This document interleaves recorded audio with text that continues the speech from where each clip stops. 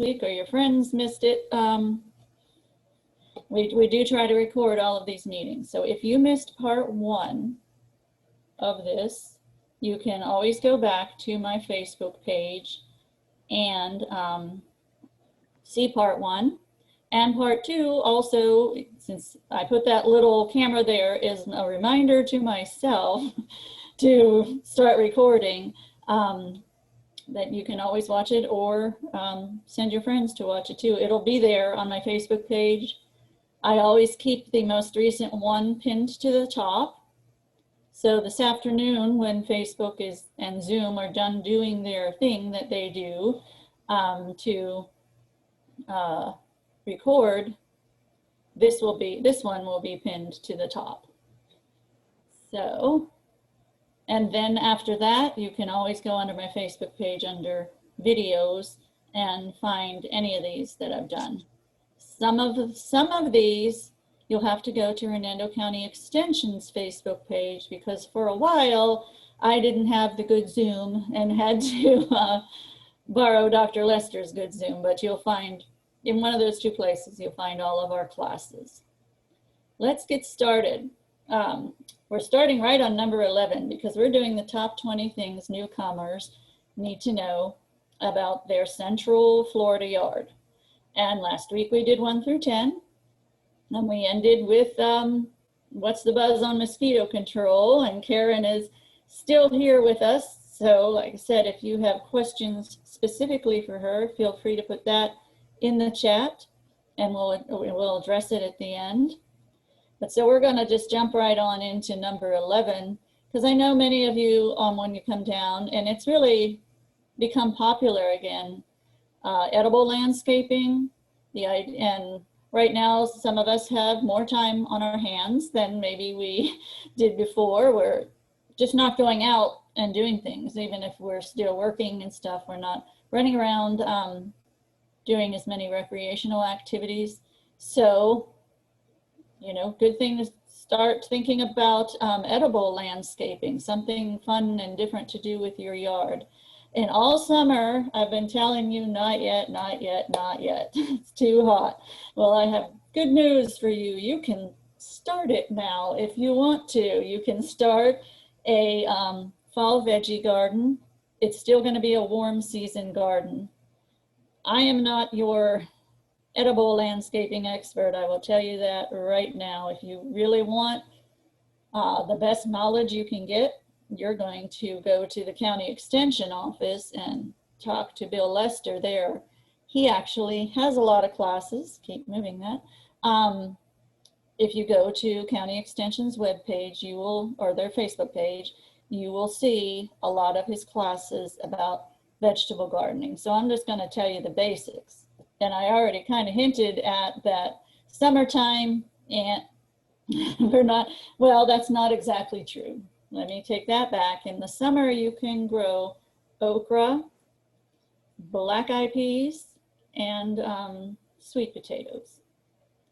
So, and you can maybe start some watermelon.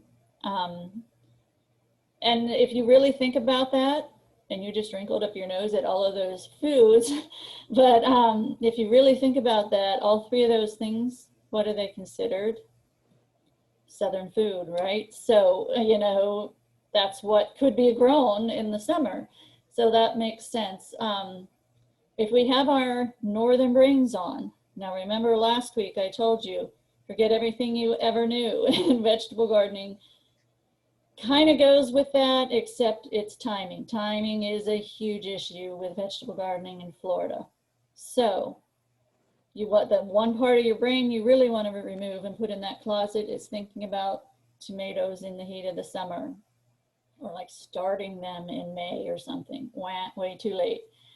But you can start them now.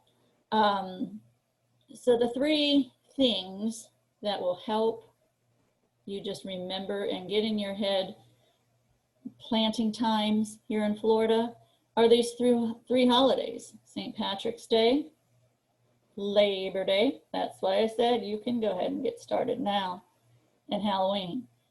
St. Patrick's Day and Labor Day are going to be warm season crops.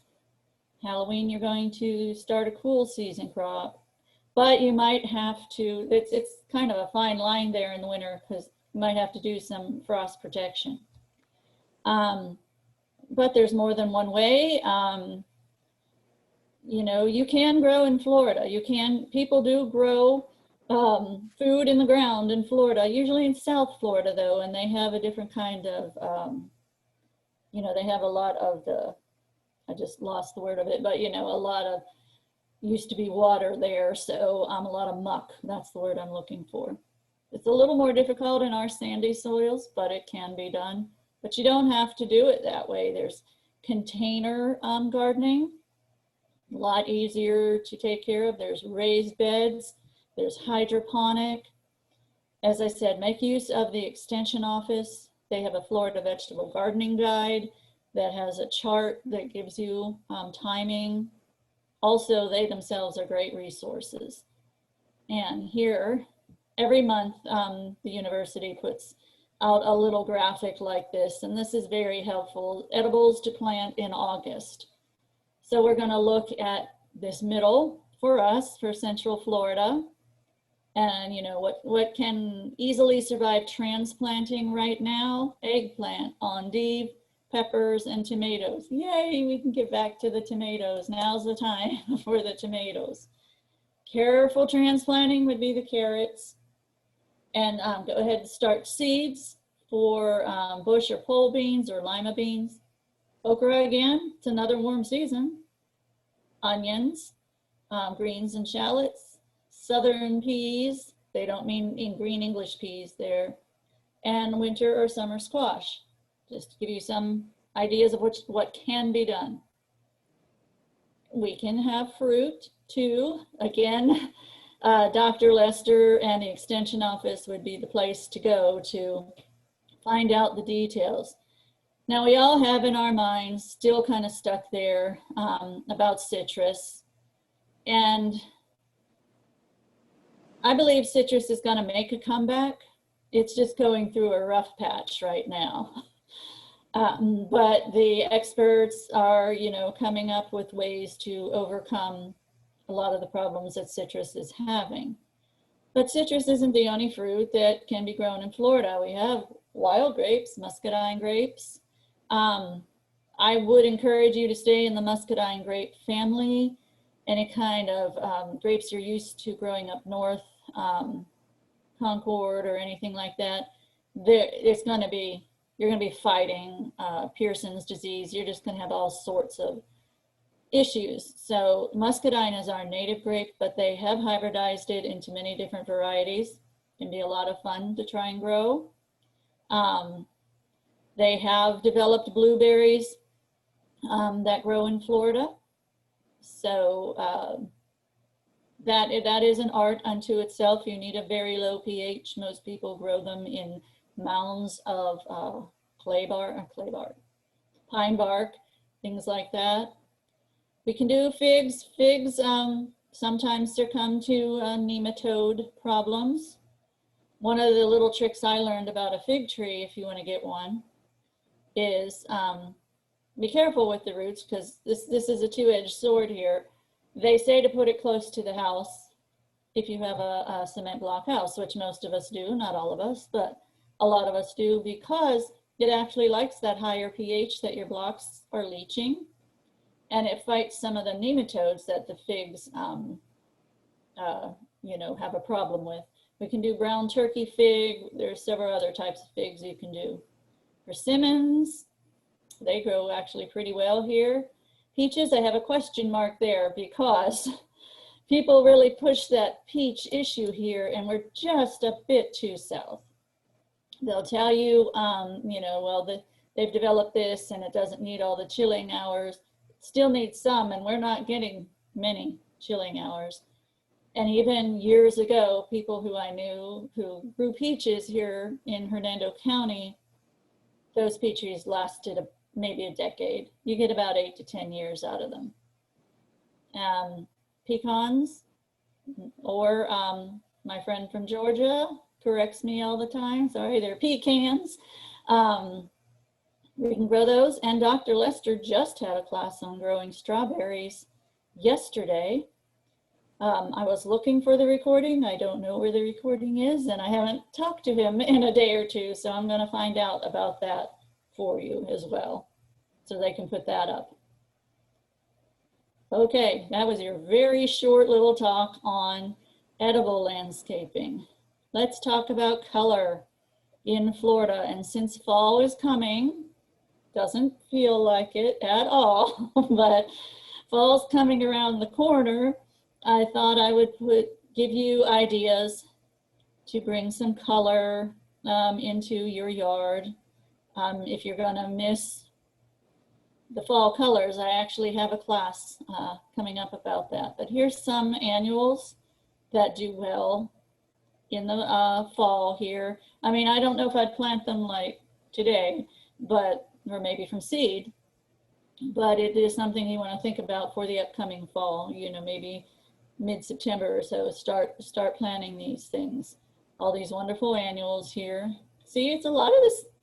You can grow all of these up north, and you can grow them here as well. So, you know, that's a good fun thing as well. Okay, here's some others. That Dusty Miller could be fun because you can kind of pretend maybe it's snow a little bit, yeah, a little frost there. And I'm trying to throw some things that bring a little bit of fall color. Pansies and petunias, they're your friend in the winter, in the fall and winter here. If your all your neighbors have a tan landscape in the summer and you throw in some pansies and petunias there, that is going to be great because you'll have the only color going on in your neighborhood. And I'm not seeing them freeze for anything. But they're going to be long gone by May. Even the ones that call themselves heat waves and things, but they're fantastic to have in the winter. I remember one early summer when we went up to visit in Pennsylvania, it was messing with my mind to see the pansies and petunias out on the, you know, in the street flower pots and stuff, because I've been here so long, I was like, they can't be out now in the summer. And that just tells you the difference in our timing. A few perennials that I listed here. There's actually a lot more than this. And I'm actually going to have a class coming up. Of course, I have a class. September 30th. So fall will, it still won't feel like fall. That's another secret I'll tell you. It still won't feel like fall. But we're going to learn how to bring fall color. Fall in Florida, bring on the color. We do have a few trees that change, but they're probably not going to change for us in October. It might actually be like January before, you know, it gets cold enough to see some of that leaf changing colors. But why not get creative? You know, we're here, so we can bring that fall color in. If nature won't do it for us, we can bring it in lots of fun and colorful ways. So join me on the 30th and we'll talk about how to do that. Now, number 13, let's talk about trees in Florida. Trees are one of my favorite subjects. And here's just a list of some of the trees that will do fantastic in Hernando County. Of course, our southern live oak. You got to be careful with that though, because you've got to have the room for a live oak. I know there's a community here that I talked to a lot of people from. I was talking to somebody over the past couple of days who just moved into that community. So that community is about 25, 30 years old. And at the time, they had a rule about these majestic trees that you had to have in their tiny little villa lots. And some of them were live oaks. Well, that's becoming an issue because it's now 25, 30 years later. And even though we love the trees, well, let's go back to right plant, right place. You have to have the space for these big, beautiful trees. But there are others. Wing down. If you look right here, if you can see my cursor, why this is called a winged elm. You see these funky looking corky things on there? That is actually a natural part of the branches on a winged elm. Winged elm is native, does not get Dutch elm disease. And that's why it's called a winged elm, just because it has that feature. And it makes just a very, very nice, nice tree to have in your yard, about a medium-sized tree. You can find all of these plants, again, in the Florida-friendly Guide to Landscape Design. So if you don't know how to get this, you can email me and I can tell you all of the ways you can get your hands on one of these. I can also email you a link to the a digital version of it. Red maples, yep, and they will turn red. And just like up north though, it is, you know, depends on the year and the circumstances, how vibrant they're going to be. And as I said, they may not be red and beautiful for you like that in October when you're used to it. It might be Christmas or January or so. East Palatka hollies, great little street tree.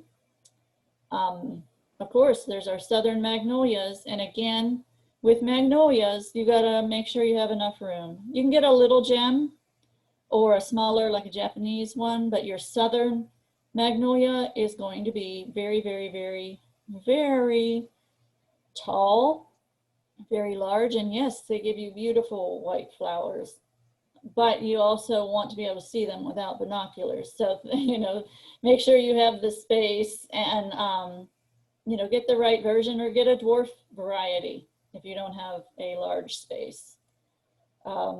Sycamores, they are also quite large and tall. We have them at the Hernando County Utilities office, and when I'm there, haven't been working there for a little while, but when I am there in my cubicle, I'm on the second floor and one wall is all windows, and we are looking directly into the trees. And that second floor is not like a home second floor. It's, you know, Karen would know, it'd probably be like, you know, the height of the third or fourth floor. It's pretty high up there, and those trees are kind of just right there. So they're getting, you need a lot of space and room for the sycamore trees as well. Southern red cedars are one of my favorites as well.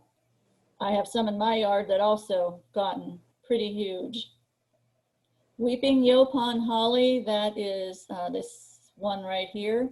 It's a small tree, and it makes a great little, it has a weeping form, and they also come in a shrub. I showed you, I think, before, the round little shrubs as well.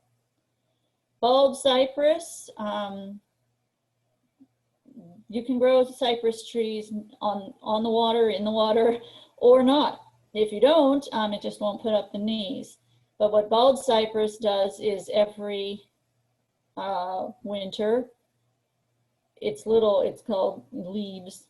They turn a rust colored and they fall off, hence the name bald cypress.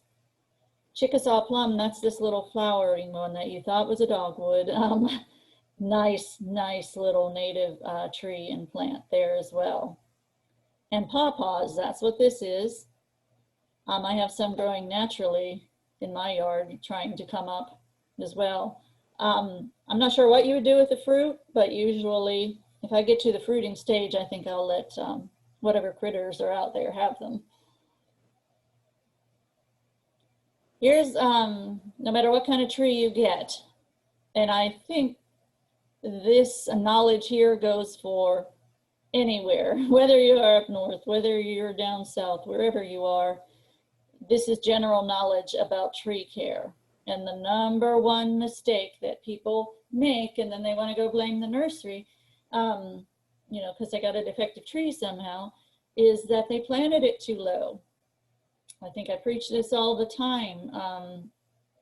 Planting it too low will cause, it could cause it to die. It causes lots of issues. If you see this graph right here, when you plant something and it comes in the soil ball that was either, you know, canvassed up if it was a big tree or in a pot, you want that top of that soil ball up out of the ground. You don't want to bury it, and you don't want to put anything on top of it.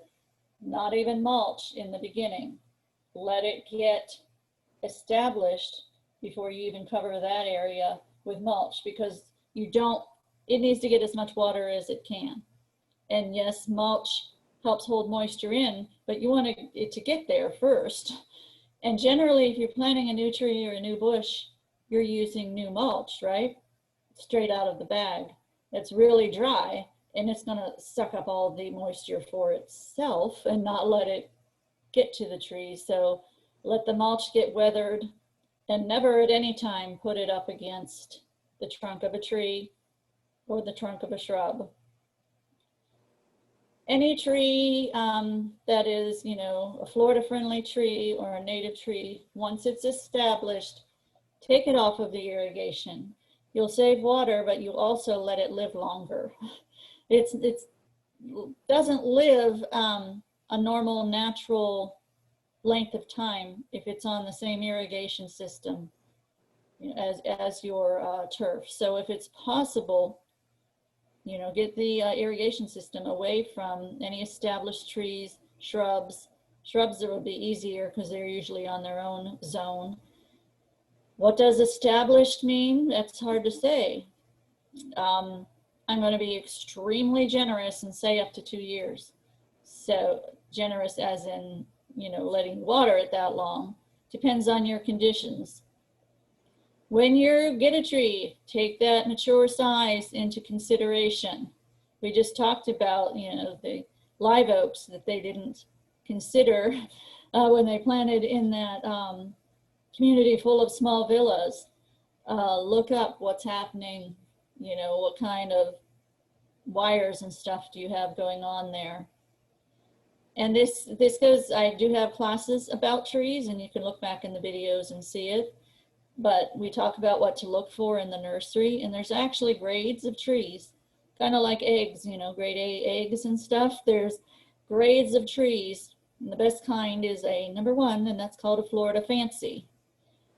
And it has a central leader, meaning one trunk, so that it's going to be a strong tree as it grows. We love trees with character, right? There's one in the wooded lot beside me that I'm praying nobody buys and builds a house on, but beautiful old live oak. It's got a lot of character. It's got a lot of twists and bends and things like that. That's great for the woods. For a home landscape, if you're buying a tree to plant in your home landscape, it is best to get one that is going to not fall or fail in a storm. So that central leader is going to have a stronger tree. Just like in any group of people, if you have 2 organisms trying to lead the organization, they're going to fight with each other and there's going to be a split. So think about that when it comes to trees. And as far as caring for your tree, this may sound more expensive, but in the long run, it's not. I would always recommend a certified arborist taking care of your trees, not just, some guy who came to the door. Find out if he's a certified arborist, especially, we've got how many storms playing around now out in the Gulf and other places. Have an arborist come out and keep a plan for your trees. There is an organization called the International Society of Arboriculture. I'll make it easier for you, ISA, if you want to write that down, and Google and look for the International Society of Arboriculture.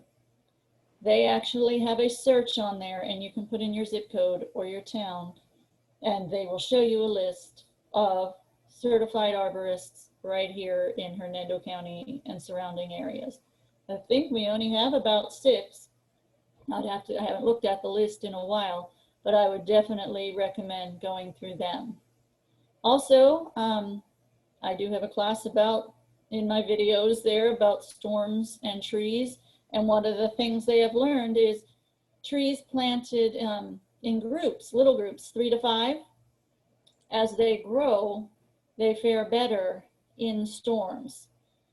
Now, why is that? Because you might be kind of like, oh, I don't want more trees to fall on my house. But if you grow, as they grow together, not only do they create windbreaks, up off from the ground, all their roots are going to grow amongst each other and anchor each other down. So that's kind of, a neat thing to think about there. Okay, this is what we don't want to happen. We're going to talk specifically about one little tree right now. Yeah, don't do this. This poor crepe myrtle.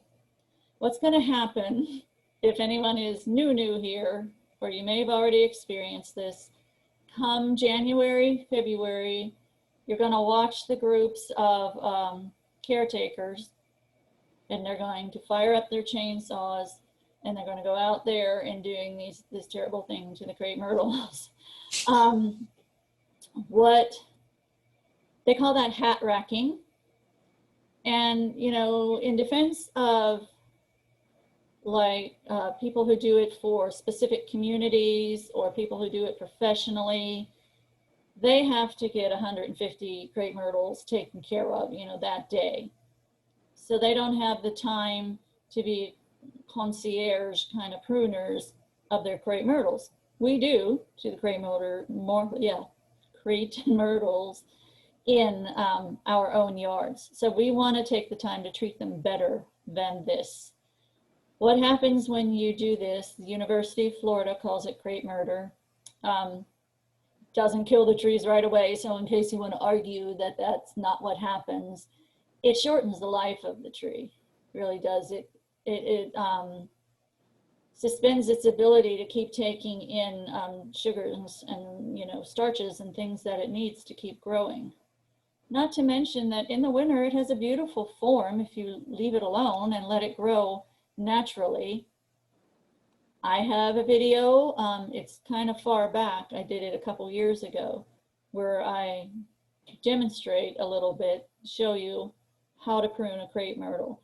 Well, the first thing you need to know is if you don't prune your crepe myrtle, absolutely nothing bad will happen to you or your crepe myrtle.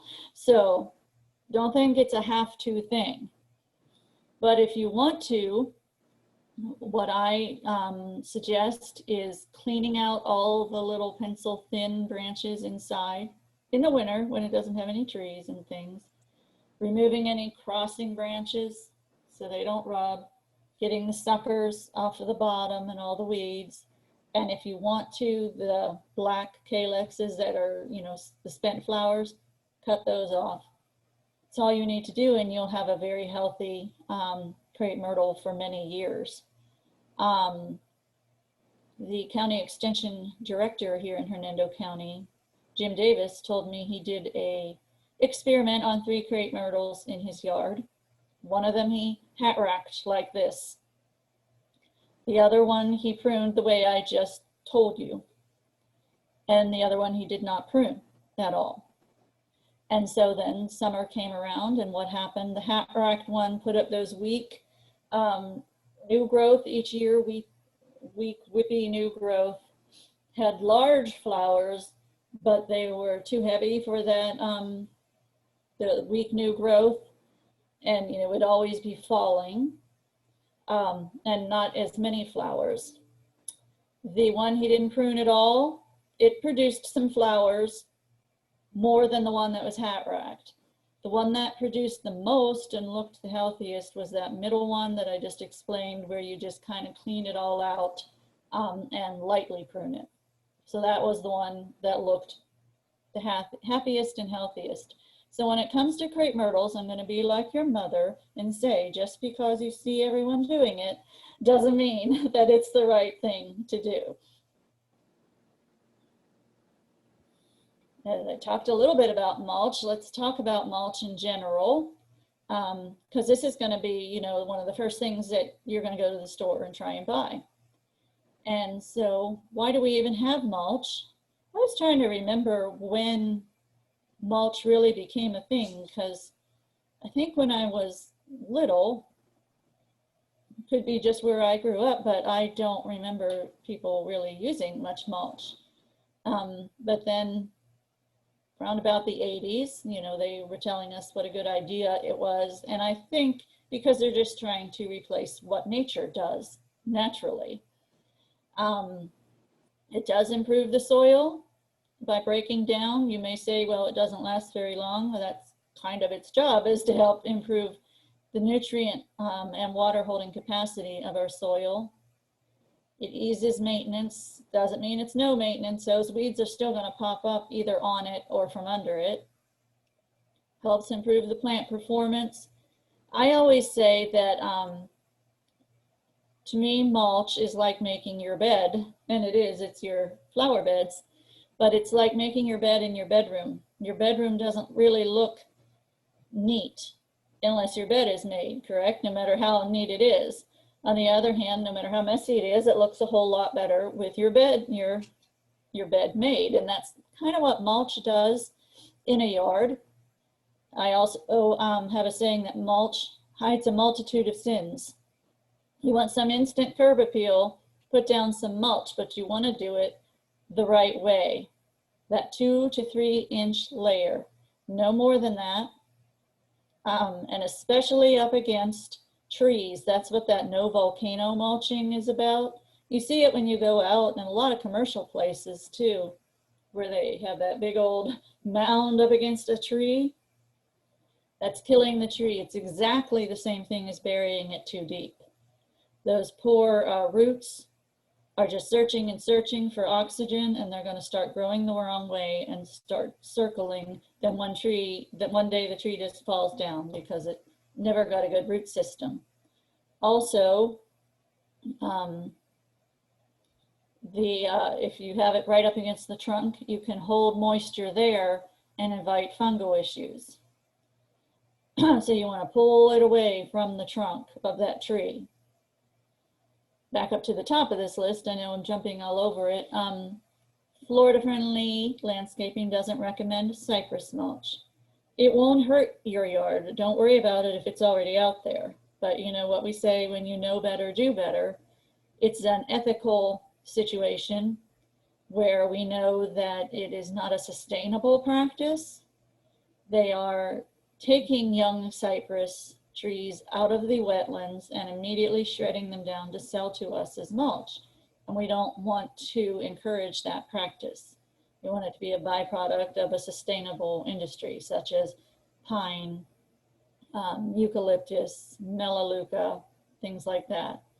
We also don't recommend rubber mulch nor rocks. I love rocks. Rocks are some of my favorite things, but I use them decoratively, maybe as borders. One thing is, if you put in your entire bed or as your entire yard, as I know a community around here likes to do, to try and have it be low maintenance, that's just attracting a whole lot of heat here in Florida. Especially this particular community, you have asphalt streets, metal houses, and rock yards, and a lot of them, that just to me is attracting too much heat. It also, rocks aren't adding anything good back to the soil. Same thing with rubber. Rubber is leaking, or leaching, I should say, petroleum, heavy metals, things like that. It's not a good sustainable practice. And also, it's made out of ground tires, which is good as far as recycling goes, but it's not really good to put on the ground. And also, I'd be worried about, you can't get all those steel belts out of there. So if you're using it where kids are running around and playing, or your animals, I'd be concerned about that. Not to mention the heat it attracts, and it just smells like rubber. It's just not that even pleasant. Okay. This is Florida-friendly landscaping principle number 5. Is attract wildlife, and I'm going to have a little short video on it this Friday as part of my tips in 10 about attracting wildlife. So let's do some critter talk here. All of us want development to stop, don't we? We're tired of it. We think enough people are here. We don't want those 1,000 people a day coming here. Might be even more now. I hear people are like fleeing New York. So even though our COVID numbers aren't any better, but you know, now, but they're fleeing, they're coming here. And we all want this to stop as soon as our house is done, right? We have all played a part in taking away the habitat of some wildlife. So if you have a Florida-friendly yard, what you do is try to mitigate the damage that you have caused. I mean, all your life by existing, our habitat has taken away some, you know, natural habitat. So let's try to give some back. And the way we do that is if you want to have wildlife in your yard, and the best situation is if your neighbors do, and your neighbors do, and their neighbors do. Florida-friendly landscaping used to be called Florida Yards and Neighborhoods. You could still Google that term and find a lot of good information. But that term insinuated that, you know, we all work together to, you know, to make the world a better place. So if you want wildlife in your yard, wildlife and pesticides just aren't going to be a good mix. It's going to be a deadly mix for the wildlife. So the more wildlife you want, the less pesticides you're going to have in your yard. I use extremely little. I do use like some andro or things like that directly on fire ant mounds, and that's it. I just spot treat where the fire ants are, and my, you notice they're not really around when it's raining a lot. There's not that much trouble with them when it's raining a lot. They just seem to pop up all over when it's really dry. And I don't know if I would have to even do that if I wasn't in a game of chess, fire ant chess with my neighbor. So we're just sending them back and forth to each other's yards there. If you want wildlife, one of the best ways to do that is to plant as many native plants as possible. Guaranteed way to have wildlife in your yard. Doesn't mean you have to be 100% native, and there are lots of other Florida-friendly plants that attract wildlife. But if you think about it, what was here before we were? Native plants and native wildlife. So the more natives you have, the more attractive to wildlife your little oasis is going to be. Now, I don't live in a deed restricted community, and I have about 1/2 an acre. The back half, the builder left unimproved, they call it. Yeah, that just shows how human centered we are. When we take nature down, we call it improved. I call it my natural area. I've got a lot of palmettos and things like that there. But it's also an area where I can leave some brush piles. So lots of lizards and birds and things get to stay there and live in those brush piles. So Greg and James, I don't know if there's any other gentlemen joining us, but you know, I just gave you a little break in work. Tell your wives, hey, those brush piles, Lily said I could keep them there. Maybe your HOA might feel a little different though. Oh yeah, and there could be snakes in them. Snakes are part of the wildlife too. You're in Florida now. Don't bother them, they won't bother you. And I particularly, oh, we just had another gentleman join us because I mentioned it. I particularly would rather have my black snake out there than any kind of rats. So, you know, it is what it is here in Florida. Also, you want to have a variety of different types of plants. If you only have 3 kind of plants and then all grass, your yard is not going to be extraordinarily attractive to critters. They like different types of plants, but also different sizes, different shapes, different heights, because then they become nesting places and hiding places. you know, out there in the natural world, you know, some animals are trying to eat other animals. So if we give the smaller ones some hiding places, it helps, you know, bring a more natural yard to us. And you can get bird feeders and things like that. And my sister has some outside of her living room window, and I thoroughly enjoy it. I was there Saturday trying to get some video footage and pictures for the tips in 10 I'm going to be talking about attracting wildlife. The second I opened her door, they would all disappear. So the only pictures I got were from a nice picture window from inside her living room. But she had cardinals and titmice and black-capped chickadees and a hummingbird and a black snake and butterflies galore. So that is, she had bird feeders, but she also had the plants that attracted them.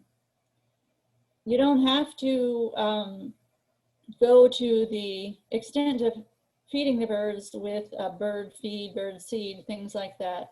You can if you want to attract them to a specific area that you enjoy watching. But if you make your whole yard an oasis, the best ways you can do that are to provide the plants that they want, that have fruit and berries, or the types of flowers, red tubular flowers. You're always going to get your hummingbirds eventually. But the other thing is you have to leave the insects and the reptiles there. Remember the days we used to invite people over to our house? What was that, like 10 years ago? Oh no, only like 3 or 4 months. But anyway, we wouldn't invite them over without feeding them, right? So you can't invite your critter friends to your yard without feeding them. And I don't mean you have to go out and buy bird seed, things like that. The insects, the frogs, the lizards, all of that, it all works together. You got to keep them there if you want to have the pretty wildlife that you like to have there. And no pesticides, or as little as humanly possible. Someone once asked me that in their gated community, they had a row of hedges that were sprayed, but they wanted to put butterfly plants under those hedges, and would it be okay? And I had to say, no. There is no way to spray the hedges with insecticides and have it not get those plants, or the butterflies would rub up against the hedges. It's just not going to work out together. Here's number 16. Be a wise consumer. What is our landscape, our horticultural zone? It's 9A. You don't want to buy plants that won't thrive in our zone. If you want to experiment, buy something cheap. Don't buy a $2,000 palm tree to experiment with. But if you want to experiment with a $5 to $7 plant, if I were experimenting, I would go lower, like 9B, maybe even 10, knowing it could die in a freeze. But I mean, whether you want to argue or what all the reasons or whatever, it's getting warmer. And so I think some of those, if you're in the mood to experiment, I would experiment with some of the more tropical kind of plants. But don't buy in the wrong season. Just because it's in the store doesn't mean it's the right season to buy it for here. Of course, buy healthy plants. I talk about that all the time. Look under the leaves. Pull it a little bit out of the pot. Make sure it has a good root system with white, healthy looking roots. Also, just because a store sells it does not mean it's not an invasive exotic. Just means it's not on a federally prohibited list yet.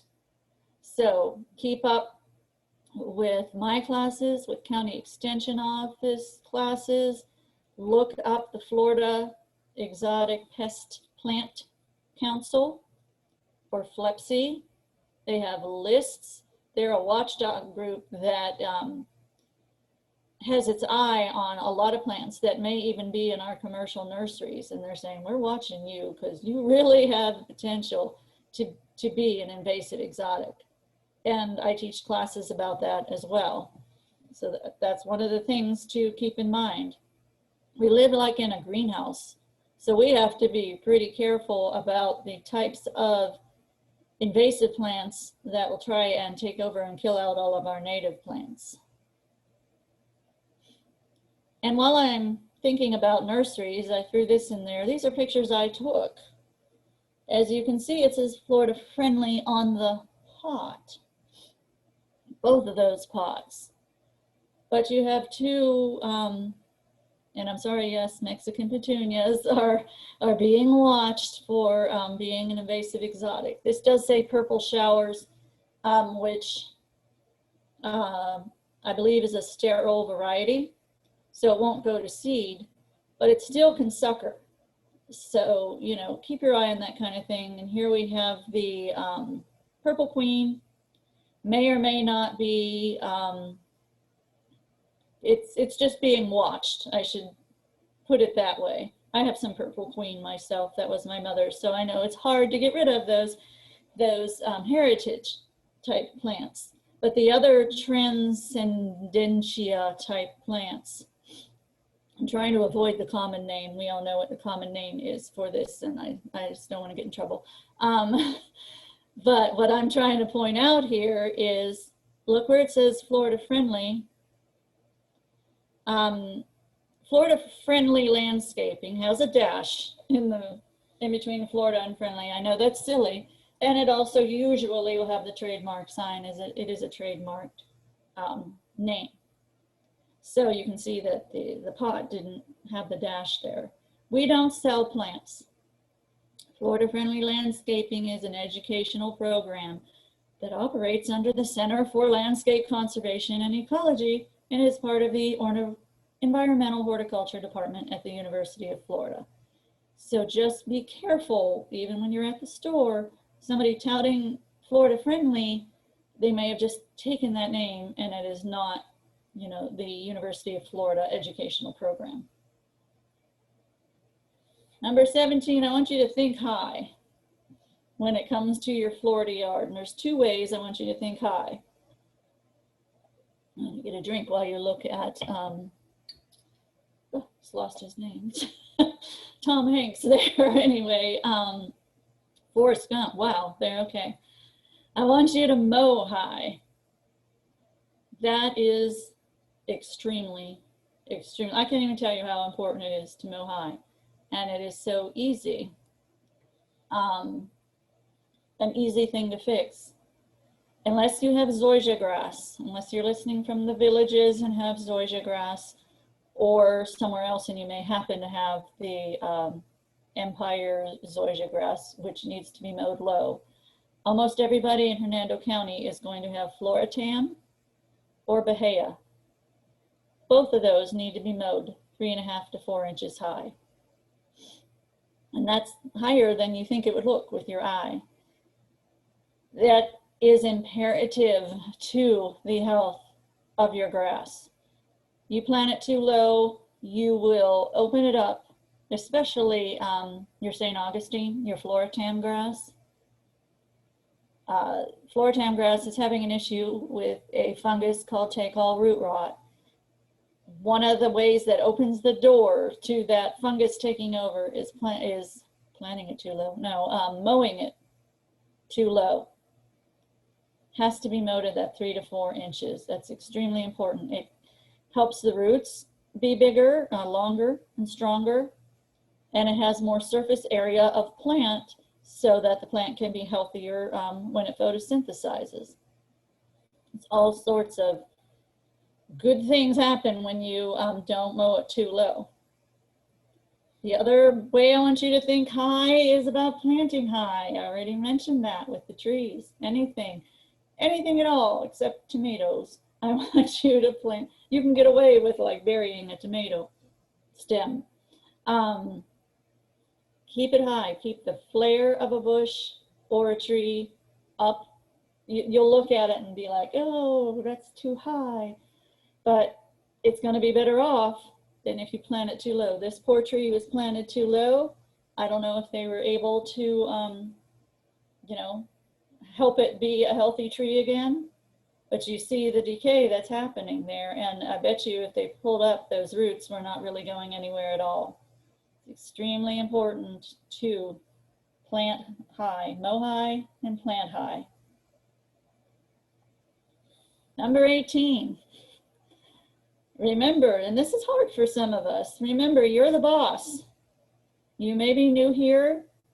You may be looking at this yard thinking, I don't know what to do with it. And your HOA gave you people to take care of it, or your neighbor recommended somebody, or you're going to the big box store and asking them questions. Just remember, who writes the check? Maybe nobody. So who has the funds withdrawn from their bank account, I should say? You do. And what does that make you? That makes you the boss of the situation. So as the boss, keep asking questions. And if you don't like their answers, move on. Find someone who will work with you. Also in the commercial stores, you don't like what they have to offer. You don't have to be ugly or obnoxious about it, especially to the poor cashier who has no control over it.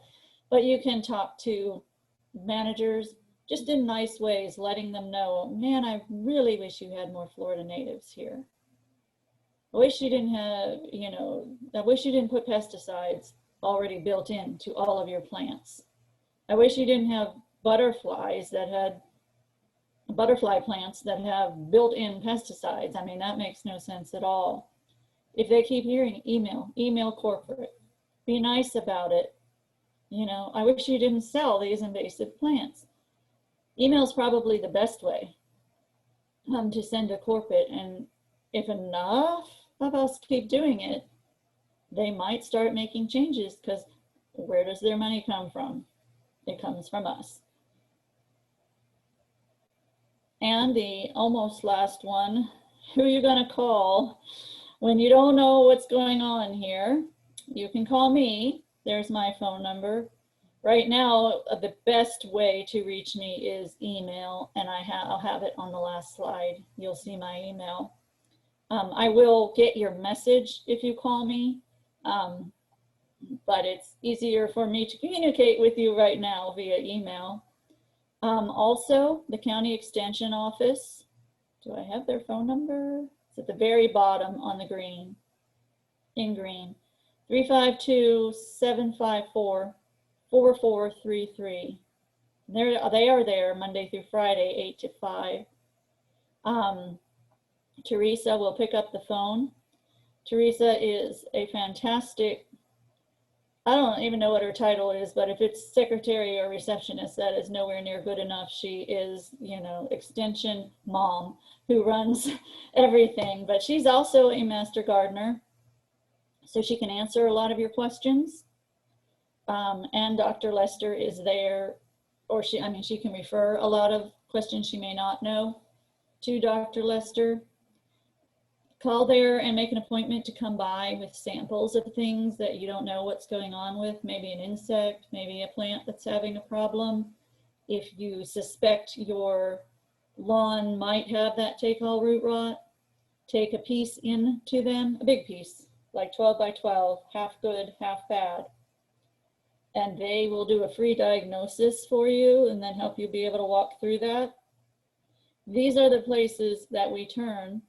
And of course, the University of Florida has just tons of information. If you're looking up anything, if you're looking up crepe myrtles, what to do with it, what I suggest that you do is go into Google, write crepe myrtle UF for University of Florida. Why am I pushing UF? Because they are our land grant university. And that's where my program comes from. It's like Cornell. It's like Penn State. It's like University of Michigan. Every state has one. And it's where the College of Agriculture is. It's like Clemson. So all of the information that they have is research-based. and they're not trying to sell you anything. So that's really, you know, the most important. We do have master gardener volunteers who were trained by the University of Florida. Bernie's not allowed to come to the office right now quite yet. They're not allowing that in-person kind of thing, but the master gardeners do have their nursery, and you can go there Wednesdays. Don't go there Wednesdays. No, I'm just kidding. Wednesdays or Saturdays from 8:30 to 11. They are open. They are at 19490 Oliver Street in Brooksville. You can get great plants that aren't treated with pesticides, and you can get one of these books and a whole lot of knowledgeable people to help you. That's the place that you want to go, to those resources. Your neighbor may or may not be a helpful resource. Your barber is probably not a helpful resource. Some internet page is probably not a helpful resource. Come to me, come to Dr. Lester, come to a master gardener, go to Teresa. We'll set you on the right path. And number 20, embrace imperfection. This is, I think I'm going to start a list of rules, of Lilly's rules, and this is definitely going to be on one of the ones. Embrace imperfection. There's no such thing as a weed-free, insect-free, disease-free, perfect landscape. Doesn't exist. Especially here, you know, in Florida, it's hard to keep up with because everything's growing all of the time. So I just want to help you remember. Well, first thing I want to also tell you is all this week we're having some kind of heat wave. So I'm glad you're here in your computer listening to me. Now, you're not allowed to go outside after this, okay? I'll be your mother again. You can't go outside after I'm done talking to work in your yard. Get that done extremely early in the morning because it's too hot. We're having heat waves. I have 108 heat index, 112. My rule number one is take care of the gardener. So please, you know, just stay in and Google all that stuff I just told you and put UF at the, behind it and stay cool. But as far as if you're new here or even not that new and you start getting homesick, you know, for that yard that you had in Michigan or wherever it was. I took this picture in Michigan of my sister's yard. If you start getting homesick for that, that yard that you had up home, just remember, you can't be with the one you love. Love the one you're with. Love your new yard. Can you hear my music? I don't know if Karen, could you hear my music? Very light. I can very lightly. Okay. It was Crosby, Stills and Nash, you know, love the one you're with. Here's my email. So this is the best way. My email follows me. I've got it right here on my phone, so it follows me. If you ask me something on a Saturday night, I may not answer you till Monday morning, but I'll be glad to help you via email as well. Let me get out of the share now, see if we have any questions, because I can't see the chat when I'm screen sharing. Oh, which of those fall flowers? Which of the fall flower, where did I lost it? Okay. Which of the fall flowers would be best to attract bees or pollinators? I would have to go back over that list again. And I do have lots of classes about pollinating. So probably any of those really would. But if you really are looking for specific pollinating classes, Constance, if you could email me for specific pollinating plants that grow in the fall. In the fall and winter, there's not as much of that going on. as, you know, in the spring and summer, even here in Florida. And in fact, one of the things we discourage is using tropical milkweed that you can buy in the big box store. You can use it right now. But what I encourage you to do is from November through March, keep it cut down. We don't want the monarchs around here. They should be going to the Keys or to Mexico or someplace like that in the winter. And that tropical milkweed doesn't die back in the winter like our native milkweeds do. So what happens is we have butterflies around, specifically monarchs in this case, that could get caught in a freeze and they'll die. Another thing is if we're trying to butterfly garden in the winter, or, you know, we're rearing monarchs, things like that, and we let them go, where are they going to go? What are they going to nectar on? They could starve to death. So we do have, it may not feel like it, but we do have winters and seasons, and a lot of these pollinators need to be further south and not up here. Those are things to think about. Plus, the monarchs carry, just naturally, a parasite on them called OA, I believe. The name is impronounceable, but anyway, so we call it OA. And they carry it on their back. They just have it, and it doesn't hurt the butterflies. It hurts the caterpillars, but not in small amounts. In large amounts, it does. Well, if we don't cut back this tropical milkweed during those times I told you, from like November through March, the butterflies keep coming around, keep coming around. We're learning this now from ourselves. What are we told to do? Social distance. Don't gather in crowds. Well, you get too many of these monarchs gathering in crowds, and this parasite falls off of each of the butterflies and onto the caterpillars, and it kills the caterpillars.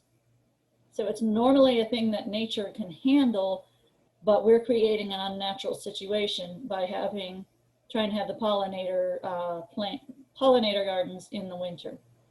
So I tell snowbirds, I once had some snowbirds come and they were looking how to design their yard. And I told them, you're not here in the summer, don't have a butterfly garden. I mean, because it's just, they could freeze. So having said all that, email me and I will be glad to send you a list, at least for the fall, of pollinating plants. What is my Facebook page? It is Hernando FFL Program. I'll try and write that here. Hernando FFL Program. It's where you saw the events for, you know, to be able to get the Zoom link to come into this class. Let me move up here. You can get a PDF of this presentation if you email me. You have to email me so that I see it. Let me write my email down again. HernandoCounty.us. Also, this is being recorded, so wait till about 2 o'clock this afternoon and it should be on that Facebook page to be able to watch again. Are canning lids available in Florida? Well, that's a kind of a question. Yeah, I mean, I've seen them at Walmart and I think even Dollar General, but that's, you know, with the whole jars. We have a cannery. I don't know if you know that. Look up the Hernando County Cannery. Let me give you the phone number of the extension office and they can probably give you the phone number of the Hernando County Cannery. You can find that answer. Do you happen to have any knowledge about that, Karen? I had heard that there was a kind of a sellout of the lids. I saw them only, is that what you're asking me about? The canning jar lids? It's in the chat, yeah. Yeah. I had heard that there was a shortage, I guess with maybe fall canning coming, people were buying a lot. And, but I've been able to find them. I saw them in Walmart. I picked a few up, I think last week. So I believe they're out there. I just don't think they're in abundance like they were. Rural King has quite usually quite a large supply. Another question, somebody wants a digital copy of the book. If you could please email me, because this chat is going to disappear and I'm not going to see it again. So please email me at the email I put in the chat and I'll be glad to send you the link to that. Or you can Google Florida Friendly Landscaping Guide and you should be able to find it as well. Somebody's very constant. This is barely pruned her crepe myrtles in 25 years. That's good. And they bloom later. You know, that's fine too. What would help it to flower? I'm not sure the situation. Like I said, maybe prune it just a little bit more. Get all that, you know, anything that's bigger, smaller than a pencil, get it out of there. Have it just those really nice, smooth branches there. Take the suckers away. It may need more sun where it is to bloom more. Mine didn't bloom that much, the amount that it normally does this year. I'm not sure why. It bloomed a good amount. Well, let me confess, I was lazy this year and didn't actually prune it at all. And then I was unhappy with the shape that it was in. So I did go back and end up trying to prune it to shape just a few weeks ago. And I don't know whether that was a good idea or not. So I've learned my lesson to do the light cleaning out and the pruning, but it didn't bloom as much. So, and what helps it to flower, crepe myrtles should just flower.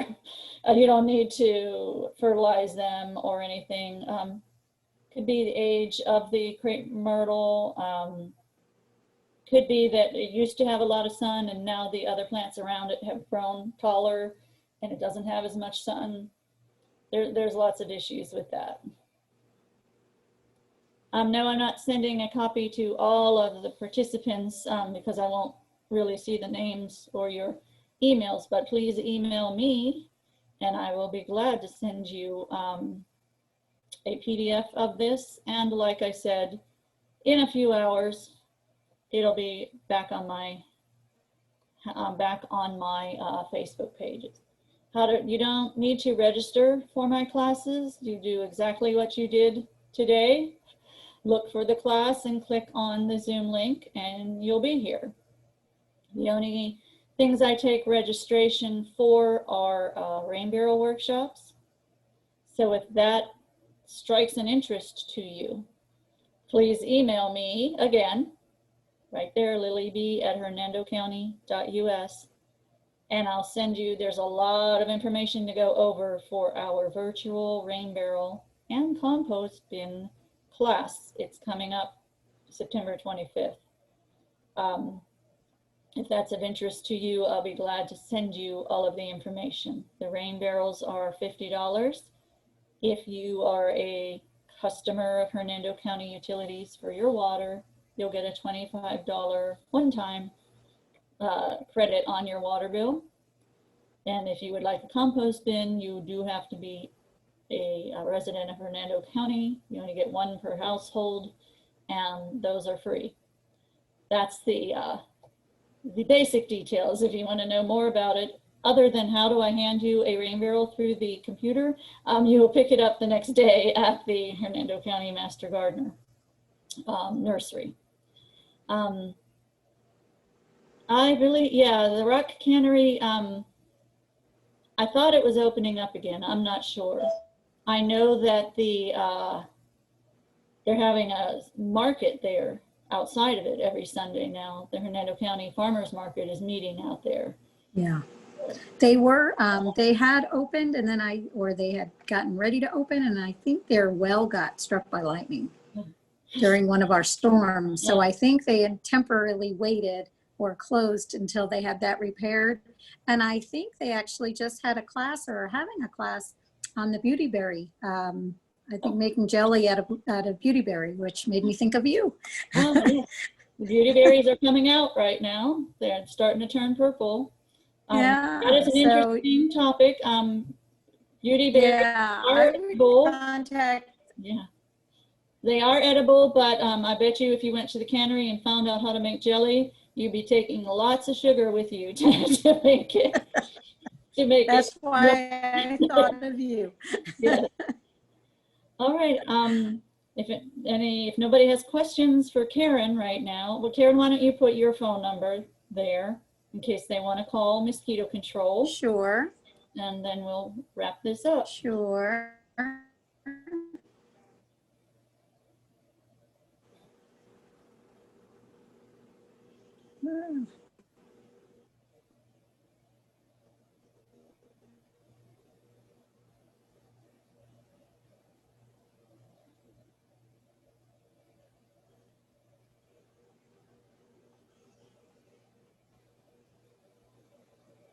One moment. Okay. Yep. We got it. It's 352-540-6552. If you have any questions involving mosquitoes, Karen knows all of it, so she'll be glad to help you with that. Thank you. And next Wednesday, I'll be doing this again. What class am I teaching next Wednesday? Let me see. Oh yeah, Lily's favorite 50. You'll be learning about my favorite 50 plants here in Central Florida. So that's usually a pretty fun class. And that'll be at 10 o'clock on Wednesday. And thank you very much, everybody. Turn the recording off.